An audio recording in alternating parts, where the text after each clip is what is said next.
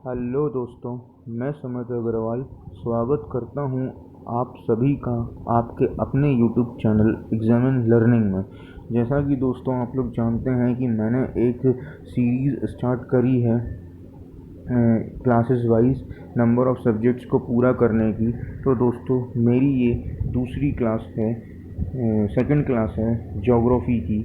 मतलब ज्योग्राफ़ी की दूसरी क्लास है जिसमें मैं चैप्टर फर्स्ट पढ़ाऊँगा, क्लास सिक्स्थ का, सौरमंडल में पृथ्वी। तो आइए दोस्तों शुरू करते हैं ये अपना chapter chapter sixth, class sixth का चैप्टर फर्स्ट है सौरमंडल में पृथ्वी। आइए दोस्तों शुरू करते हैं इसे। एक मिनट दोस्तों, मैं एडजस्ट कर लूँ स्क्रीन को। चलो। सूर्यास्त के बाद आकाश को देखना कितना अच्छा लगता है। आसमान में पहले एक या दो चमकते बिंदु ही दिखते हैं, लेकिन बाद में इनकी संख्या बढ़ती जाती है। आप उनकी गणना नहीं कर सकते।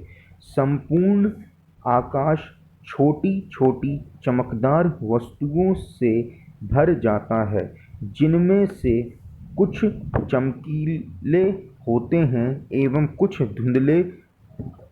ऐसा प्रतीत होता है मानो आकाश में हीरे जड़े हों। इनमें से कुछ टिमटिमाते प्रतीक होते हैं, लेकिन अगर आप उनको ध्यान से देखेंगे तो आप पाएंगे कि इनमें से कुछ की टिमटिमाहट अन्य से अलग है। ये बिना किसी टिमटिमाहट के चंद्रमा के समान चमकते हैं। सबसे पहले दोस्तों, टिमटिमाने का मतलब होता है इंग्लिश में ट्विंकल। जो स्टूडेंट इंग्लिश का होगा उसे मैं इंग्लिश में जो वर्ड्स जिसमें दिक्कत होगी उसे समझने में, उनको मैं इंग्लिश में ट्रांसलेट कर दिया करूँगा। तो दोस्तों इस पैराग्राफ में जो भी कुछ इन्होंने समझाया है वो आपको समझ में आ गया होगा। इसमें समझाने वाला या समझने वाला ऐसा कोई इम्पोर्टेंट नहीं है। अब दोस्तों दूसरे पैराग्राफ को समझते हैं। इन चमकीली वस्तुओं के साथ आप लगभग प्रतिदिन चंद्रमा को भी देखते हैं। सही बात है। यह अलग अलग समय पर अलग आकार तथा अलग स्थितियों में दिखाई पड़ता है। सही बात है। आप पूर्ण चंद्रमा को लगभग एक महीने में एक बार देख सकते हैं। पूर्ण चंद्रमा मतलब जब चंद्रमा पूरी तरह से गोल होता है। यह पूर्ण चंद्रमा वाली रात पूर्णिमा होती है।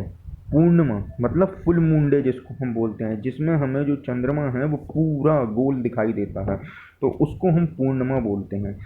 और पूर्णिमा के 15 दिन के बाद आप इसे नहीं देख सकते। इस नए चंद्रमा की रात्रि या अमावस्या होती है। 15 दिन बाद जो अमावस्या होती है, जिसको हम न्यू मून डे बोलते हैं, उसमें हम ये चंद्रमा जो है वो पूरी तरह से नहीं दिखता है। जैसे जो पूरी तरह से जो चंद्रमा गोल होता है ना, उस तरह से नहीं दिखता है अमावस्या को। ऐसी रात में अगर आसमान साफ है तो आप आसमान का अवलोकन अच्छी तरह से कर सकते हैं। और जो अमावस्या में क्या होता है, रात आसमान जो होता है वो पूरी तरह से क्या होता है, काला दिखाई देता है और बिल्कुल मतलब साफ सुथरा दिखाई देता है। उसमें मतलब कोई भी आपको ऐसे कोई चमकीले मतलब तारे वारे नहीं दिखेंगे। उस दिन बिल्कुल साफ आसमान आपको दिखाई देगा, बिल्कुल काला। क्या आपको इस बात पर आश्चर्य नहीं होता कि हम दिन के समय चंद्रमा एवं इन सभी छोटी चमकीली वस्तुओं को क्यों नहीं देख पाते? सही बात है। जब हम रात में आसमान में जब देखते हैं तो हमें कई तरह के तारे चमकते हुए दिखते हैं, लेकिन जब हम दिन में उसी आसमान को देखते हैं तो हमें ना तारे दिखते हैं ना चंद्रमा दिखता है। ऐसा क्यों होता है? ऐसा इसलिए है क्योंकि सूर्य के अत्यधिक तेज प्रकाश के कारण रात के समय चमकने वाली वस्तुओं को हम दिन में नहीं देख पाते। ऐसा इसलिए है क्योंकि सूर्य का प्रकाश इतना तेज होता है कि आसमान में कोई भी हमें चमकीली चीज दिखती नहीं है। जो हम रात में जो तारे वारे देखते हैं वो सब जो है सूर्य के प्रकाश से दिन के उजाले में सब छुप जाते हैं, इसलिए हमें जो आसमान है वो पूरा सफ़ेद दिखाई पड़ता है। सूर्य, चंद्रमा तथा वे सभी वस्तुएं जो रात के समय आसमान में चमकती हैं खगोलीय पिंड कहलाती हैं। खगोलीय पिंड का मतलब, पिंड का यहाँ पे अंग्रेजी में अगर हम इसको खगोलीय पिंड को एक्सप्लेन करें तो इसका खगोलीय पिंड का मतलब होता है सेलेस्टियल बॉडीज। मैं यहाँ पे आपको इसको लिख दे रहा हूँ, खगोलीय पिंड का मतलब सेलेस्टियल बॉडीज। CE, एक मिनट दोस्तों, CELESTIAL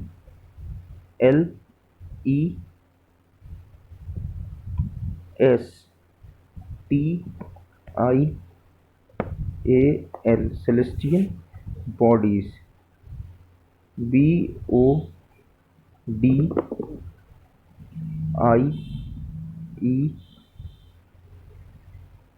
एक मिनट दोस्तों,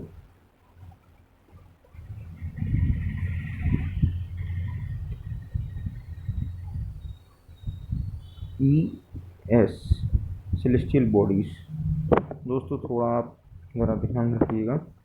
सेलेस्टियल बॉडीज़, खगोलीय पिंड। वैसे तो मैंने अपने मुंह से तो एक्सप्लेन कर ही दिया है, सेलेस्टियल बॉडीज़ खगोलीय पिंड को बोलते हैं। फिर भी अगर किसी को एक स्पेलिंग में दिक्कत हो रही है तो मैंने स्पेलिंग भी मुंह से बोली है, ठीक है।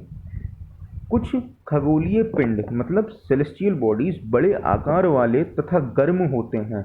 ये गैसों से बने होते हैं। इनके पास अपनी ऊष्मा तथा प्रकाश होता है। मतलब ये गैसों से बने होते हैं तो इनके पास अपनी खुद की ऊष्मा और खुद का प्रकाश। ऊष्मा मतलब खुद की एनर्जी, जिसे वे बहुत बड़ी मात्रा में उत्सर्जित करते हैं। इन खगोलीय पिंडों को क्या बोलते हैं? तारा बोलते हैं। तारों की जो रोशनी होती है वो खुद की होती है, ठीक है। इसका मतलब ये है, कहते हैं सूर्य भी एक तारा है। तो सूर्य क्या है? सूर्य भी एक तरह का तारा है, ठीक है। आइए अब ये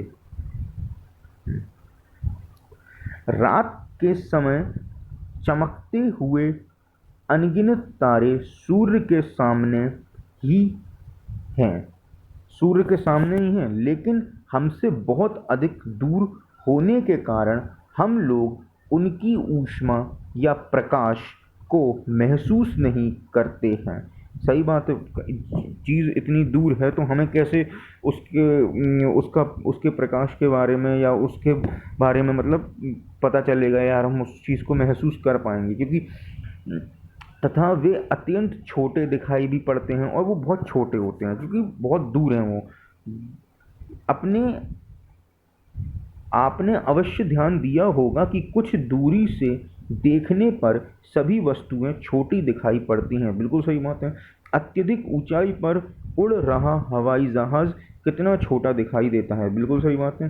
रात्रि में आसमान की ओर देखते समय आप तारों के विभिन्न समूहों द्वारा बनाई गई विविध आकृतियों को देख सकते हैं। ये नक्षत्र मंडल है। नक्षत्र मंडल को दोस्तों हम कॉन्स्टेलेशन कहते हैं। कॉन्स्टेलेशन, उर्सा मेजर या बिग बियर इसी प्रकार का एक नक्षत्र मंडल है, मतलब कॉन्स्टेलेशन। बहुत आसानी से पहचान में आने वाला नक्षत्र मंडल है सप्तऋषि, जो कि 7 तारों का समूह है, ठीक है। यह 7 तारों का समूह है जो कि नक्षत्र मंडल उर्सा मेजर का भाग है।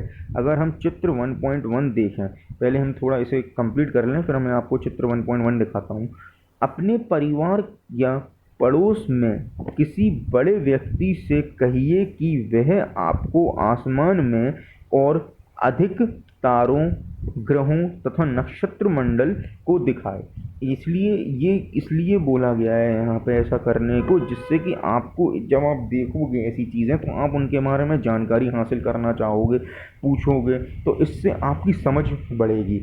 अब देखो दोस्तों, मैं आपको सप्तऋषि दिखाता हूँ, 7 तारों का समूह। ये देख रहे हैं आप दोस्तों, ये तारा एक है, ये दूसरा, ये तीसरा, ये चौथा, ये पांचवा, ये छठवा, ये सातवां। ये है 7 तारों का समूह, जिसको हम क्या बोलते हैं दोस्तों? सप्तऋषि जिसको हम बोलते हैं। ठीक है, कौन? 7 तारों का समूह। अब देखिए दोस्तों, अब थोड़े नीचे आ जाते हैं दोस्तों। यहाँ पर प्राचीन समय में लोग रात्रि में दिशा का निर्धारण तारों की सहायता से करते थे।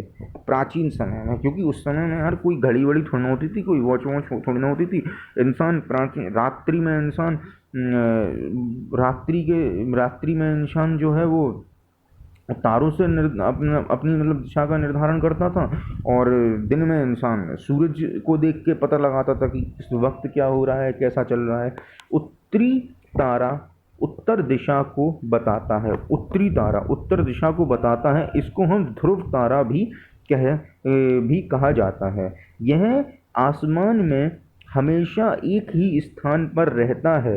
हम सप्तऋषि की सहायता से ध्रुव तारे की स्थिति को जान सकते हैं। चित्र 1.1 में आप देखेंगे कि यदि सप्तऋषि मंडल के संकेतक तारों को आपस में मिलाते हुए एक काल्पनिक रेखा खींची जाए एवं उसे आगे की ओर बढ़ाया जाए तो यह ध्रुव तारे की ओर इंगित करती है। देखिए दोस्तों, इसमें यह है सप्तऋषि तारे, यह है सांकेतिक तारे, जो एक ही लाइन में बने हुए हैं।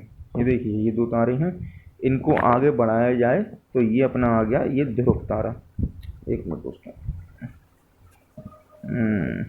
ये देखिए, ये अपना आ गया ध्रुव तारा। यहाँ पर ध्रुव तारा ये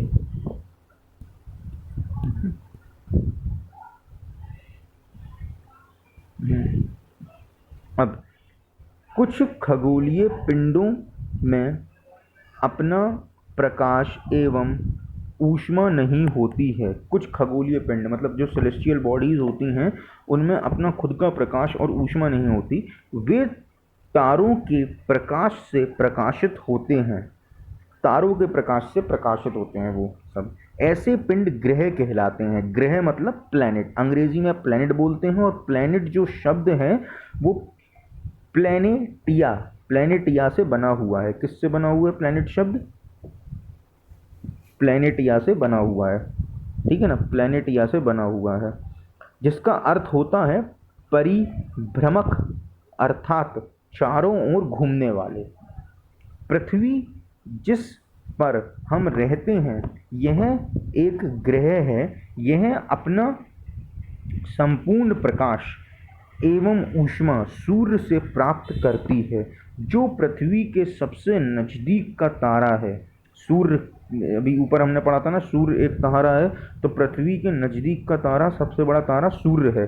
पृथ्वी को बहुत अधिक दूरी से, जैसे चंद्रमा से देखने पर यह चंद्रमा की तरह चमकती हुई प्रतीत होगी।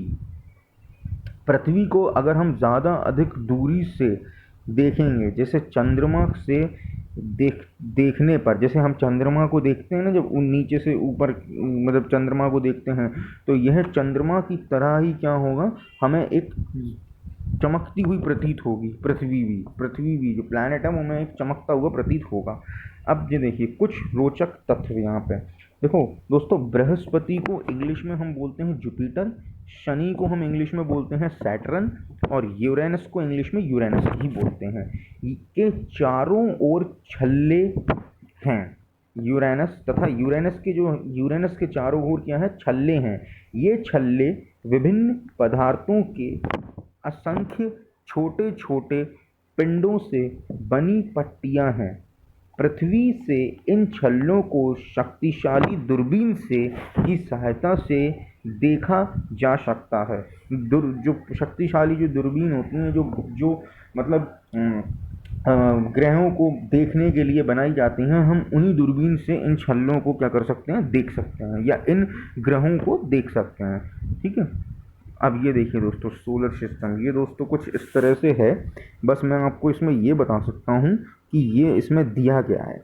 इसमें दोस्तों ये बताया गया है कि जो एक ग्रह है, एक प्लैनेट है, जब वो सूर्य के चारों ओर घूमता है तो वो कितने दिन में अपनी परिक्रमा पूरी कर लेता है, और अगर वो अपने ही अक्ष पर घूम रहा है, अक्ष मतलब अपने ऑर्बिट पर घूम रहा है, तो वो कितने दिन में कितने दिन में परिक्रमा पूरी कर लेगा।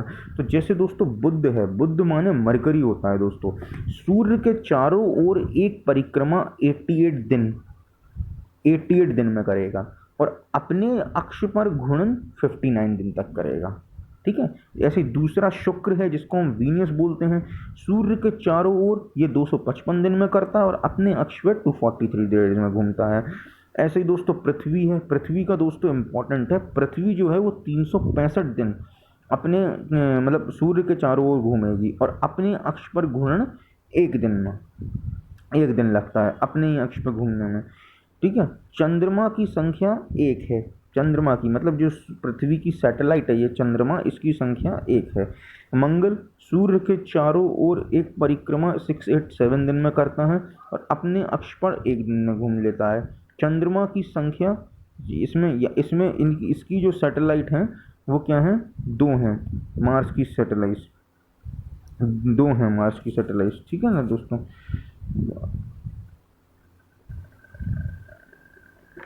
ऐसे ही दोस्तों यहाँ पे भी बृहस्पति का भी देखो दोस्तों दिया हुआ है कि ये 11 साल लगते हैं, क्योंकि जो प्लैनेट्स सूर्य के नज़दीक हैं वो प्लैनेट्स क्या होते हैं दोस्तों, वो प्लैनेट्स मतलब वो प्लैनेट्स जो हैं वो अपने उनको सूर्य की तरफ चक्कर लगाने में ज़्यादा दिन नहीं लगते। जैसे कि देखिए मरकरी सबसे नज़दीक है तो वो 88 दिन लेता है, फिर शुक्र थोड़ी दूर है तो 255 दिन लेता है, फिर पृथ्वी देखिए थोड़ी दूर है तो 365 दिन। मतलब जितनी ज़्यादा दूरी जो सूर्य से होती जाएगी उतने दिन उतने साल बढ़ते जाएंगे।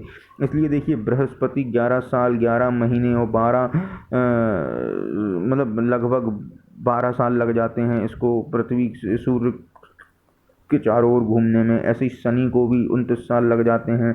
ऐसे ही यूरेनस का भी है दोस्तों, आप बाकी का आप पढ़ सकते हैं। यूरेनस का 84 साल हैं और नेपच्यून के 164 साल हैं दोस्तों। ऐसे ये है दोस्तों पूरा। अब दोस्तों अपन नीचे चलते हैं, और ये दोस्तों सोलर सिस्टम में मैं आपको थोड़ा दिखा दूँ ऐसे तो आपको भी अच्छा लगेगा। ये देखिए दोस्तों, मरकरी है, वीनस है, मार्स है, अर्थ है, ये जुपिटर है ऊपर, ये सैटर्न है, ये यूरेनस है, ये नेपच्यून है दोस्तों। आइए दोस्तों नीचे चलते हैं। आसमान में दिखने वाला चंद्रमा एक उपग्रह है। यह हमारी पृथ्वी का सहचर है तथा इसके चारों ओर चक्कर लगाता है। हमारी पृथ्वी के समान 7 अन्य ग्रह हैं जो सूर्य से प्रकाश एवं ऊष्मा प्राप्त करते हैं। उनमें से कुछ के पास अपने चंद्रमा भी हैं। उनमें से कुछ के पास अपने चंद्रमा भी हैं। देखो सूर्य मतलब पृथ्वी को छोड़ और 7 ग्रह भी हैं, ये लिखा हुआ है ना दोस्तों यहाँ पर। देखिए एक मिनट में दिखाता हूँ आपको।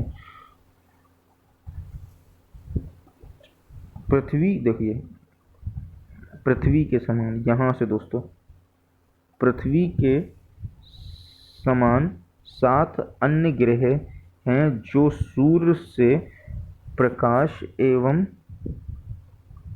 एक मिनट दोस्तों, एक मिनट।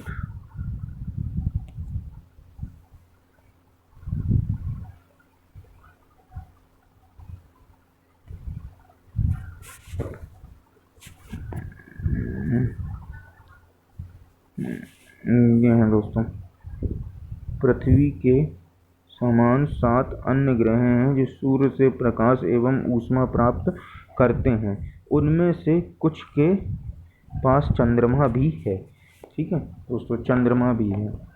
अब दोस्तों यहाँ पे देखते हैं, क्या आप जानते हैं पौराणिक ये जो ब्लू बॉक्स दिख रहा है दोस्तों, मैं उसको पढ़ने की कोशिश कर रहा हूँ। पौराणिक रोमन कहानियों में सौल सूर्य देवता को कहा जाता है। सौर शब्द का अर्थ है सूर्य से संबंधित, इसलिए सूर्य के परिवार को सौरमंडल कहा जाता है। सौर शब्द का उपयोग करते हुए और अधिक शब्द को लिखें। ये एक ऐसे असाइनमेंट है नॉर्मल सा जो बच्चों को दिया जाता है, लेकिन आप समझ गए हैं ना कि सौर शब्द से मतलब सोल जो है वो सूर्य देवता को कहा जाता है, और सौर शब्द का अर्थ सूर्य से संबंधित है, और सूर्य के परिवार को ही हम क्या कहते हैं, एक सोलर सिस्टम कहते हैं, सौरमंडल कहते हैं। ये सिर्फ आपको ऐसे ही समझाने के लिए बताया गया है। तो देखो, पौराणिक का मतलब जो है ना दोस्तों, वो इंग्लिश में भी सोल ही होता है। जैसे यहाँ पे जो सॉल लिखा है ना, तो इंग्लिश में भी सोल ही होता है। ये देखिए, ये जो सॉल लिखा हुआ है, पौराणिक का मतलब ये सॉल, ये सॉल, तो ये इंग्लिश में भी हम इसको एस सॉल ही लिखते हैं, SOL। इंग्लिश में भी हम इसको सॉल ही लिखते हैं दोस्तों। ठीक है दोस्तों, तो दोस्तों आज मैं यहीं तक रखता हूँ अपनी इस वीडियो को, क्योंकि वीडियो दोस्तों ज़्यादा लंबी हो जाएगी तो फिर आप लोगों को भी देखने में मज़ा नहीं आएगा। और सौरमंडल से दोस्तों हम कल अपने इस लेक्चर को कंप्लीट करेंगे, कल अपने इस लेक्चर को स्टार्ट करेंगे और एंड तक। और कल मैं जहाँ तक है दोस्तों, आपको ये चैप्टर जो है, कल मैं यहाँ तक है अपना ये चैप्टर पूरा हो जाएगा दोस्तों।